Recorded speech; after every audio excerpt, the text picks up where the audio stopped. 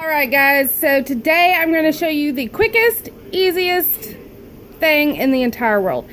I have my Vitamix out just because it is the only blender I have. You can use a regular blender, whatever, a bullet blender thing. I've used it all, but it's something that you don't usually think about, and rather than waste or go out to the store and buy it, you can make it yourself. And we are talking about breadcrumbs. So this is homemade bread, just regular. Actually, it had a little bit of rye in it.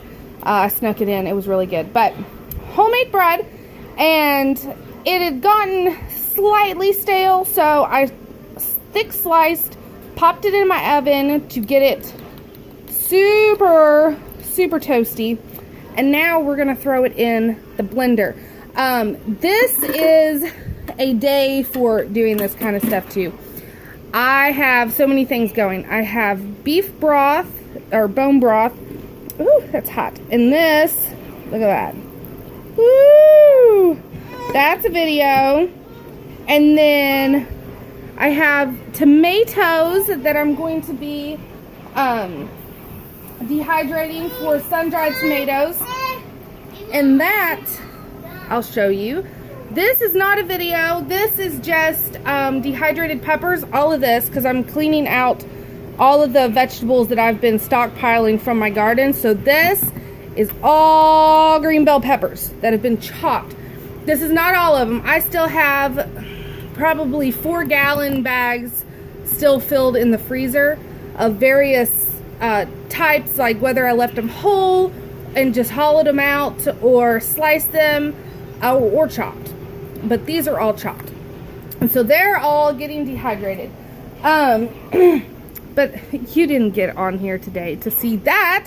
You came to see this. So this is how easy it is. You pop your bread in, and you can fit more depending on what type of thing you have. But so there they are. I've already done this once. You can see my so put it in there, put your lid on, and let's get to blending. All right, so we did, I let it sit for a second. I always put something over the top, and then I let it sit for a minute so that you don't get bombed with dust.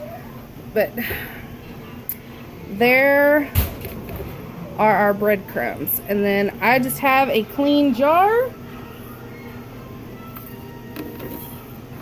and these are all going to go in here, and then they're going to get vacuum sealed. Alright, so there it is, and make sure that it's all dry. If there's any that still feels like regular bread or doughy, just toast it a little longer. But now this was free, because, well, I mean, not free, but I made the bread, and then the leftover bread is now my my breadcrumbs, and then that'll make meatballs, and you can put in meatloaf, whatever. Now, if you want it seasoned, add your seasoning to it. You want Italian breadcrumbs, add Italian seasoning to the jar.